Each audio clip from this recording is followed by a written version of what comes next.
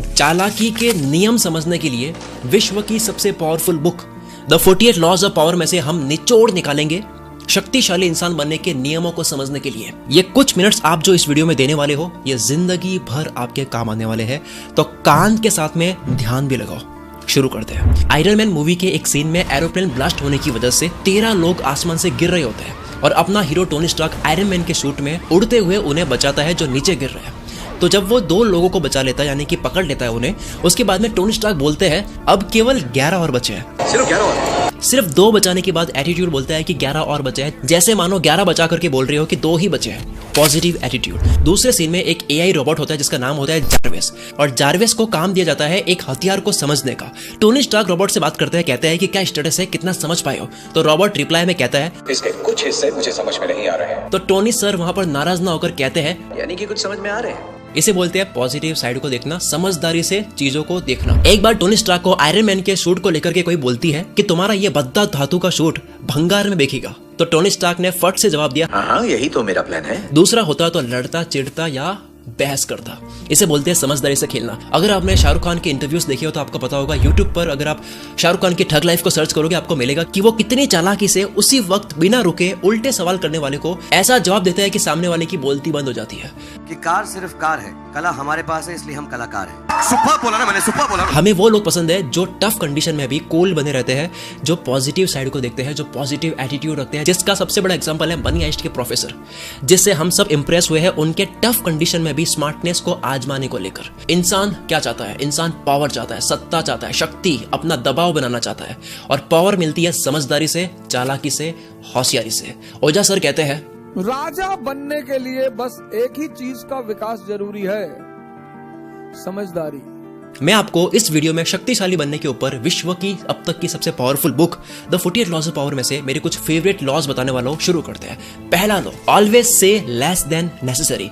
जरूरत हो उतना ही बोलो। मेरी फेवरेट मूवी जॉन विक में जॉन बहुत कम बोलता है, पर जब भी वो बोलता है सुनने के लिए कान खड़े हो जाते हैं।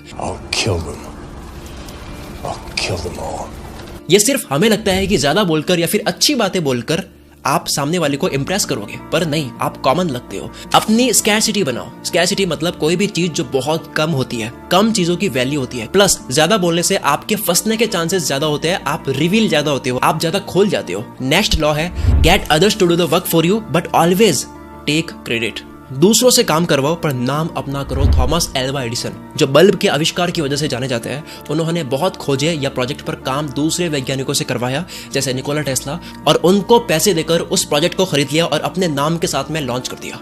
एक लीडर खुद काम नहीं करता है, उसके लोग काम करते हैं, पर नाम लीडर का होता है।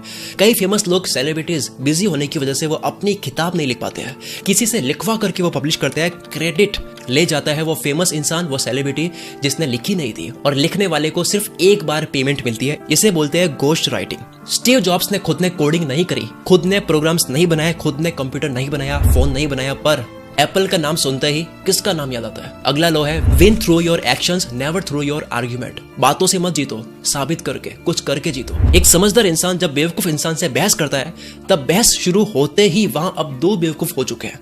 बहस मत करो, साबित करो। 3 इडियट मूवी में आपने देखा होगा कि आमिर खान करीना को बोलकर नहीं समझाता है कि तुम्हारी शादी एक गधे से हो रही है, बल्कि एक्शन से समझाता है। जैसे वॉच गुम होने का नाटक करवा दिया ताकि उसका रिएक्शन दिख जाए। What? You lost the watch? अरे कोई नहीं यार, नहीं लेना। अरे चालाकी थी। शूज पर चटनी गिराई ताकि वो अमीरी दिखाए, प्राइस दिखा करके कितने के जूते थे। अरे $300 के शूज है। ये दुनिया बातों से नहीं मानती है, डेमो से मानती है। डेमो देना होता है। सर क्रिस्टोफर रेन इंग्लैंड के बहुत बड़े आर्किटेक्ट लंदन के टाउन हॉल के प्रोजेक्ट पर काम करते हैं, और जब वो बना करके पूरा तैयार कर देते हैं, उसके बाद में सिटी मेयर को दिक्कत होती है कि इस बिल्डिंग में यार पिलर्स नहीं है, जिसकी वजह से शायद ये नीचे गिर सकती है। आर्किटेक्ट के अकॉर्डिंग उस बिल्डिंग में पिलर्स की जरूरत नहीं थी, फिर भी उस समझदार आर्किटेक्ट ने बिना बहस करे पिलर्स बना दिए सिटी मेयर्स के कहने पर। कुछ सालों के बाद में जब उस बिल्डिंग में रिनोवेशन का काम चल रहा था, तब वर्कर्स ने देखा कि यार ये जो 2 पिलर्स है, इनके ऊपर तो जोर आ ही नहीं रहा है, ये तो छत से अटैच्ड है ही नहीं, तो ये पिलर्स केवल शो के लिए क्यों लगाए गए? फिर हिस्ट्री में देखा तो पता लगा कि इस समझदार आर्किटेक्ट ने बिना बहस करे ये 2 पिलर्स सिटी मेयर्स के कहने पर लगा दिए थे, जबकि जरूरत नहीं थी। आर्किटेक्ट ने खुद के डिजाइन के साथ में कॉम्प्रोमाइज भी नहीं करा और सिटी मेयर के लोगों को भी नाराज नहीं किया। आप एक्शन से जीतो, शब्दों से नहीं। चालाकी का अगला नियम है learn to keep people dependent on you लोगों को पूरी तरह से आप अपने ऊपर निर्भर कर दो। आप किसी के कितने ही काम आ जाओ, जब आपकी जरूरत खत्म हो जाती है उसके बाद में लोग बाप बनने लग जाते हैं या भूल जाते हैं आपको।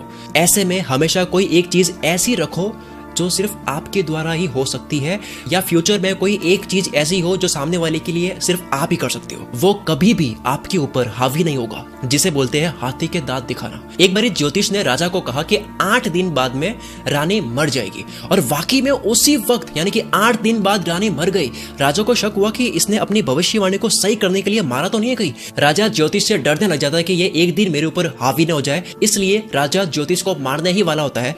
तब आखिरी बार राजा ज्योतिष से पूछता है कि तू ज्योतिष है ना, तो बता तेरी मौत कब होगी। ज्योतिष ने चालाकी का खेल खेला और बोला, महाराज आपकी मौत के ठीक 3 दिन पहले मेरी मौत है। राजा डर गया कि इस भविष्यवाणी के अकॉर्डिंग अगर आज इसको मार दिया तो 3 दिन के बाद में मैं मर जाऊंगा, तो इसे छोड़ देते हैं। लोगों को ऐसे निर्भर कर दो कि वो आपके साथ में बुरा ना कर पाए। अगला लॉ है सीम डमर देन योर मार्क, यानी जितने इंटेलिजेंट या स्मार्ट हो उससे थोड़ा कम दिखो। इंटेलिजेंट लोग जितना बेवकूफों से मिलना पसंद नहीं करते हैं, उससे कई ज्यादा बेवकूफ लोग इंटेलिजेंट लोगों से मिलना पसंद नहीं करते हैं।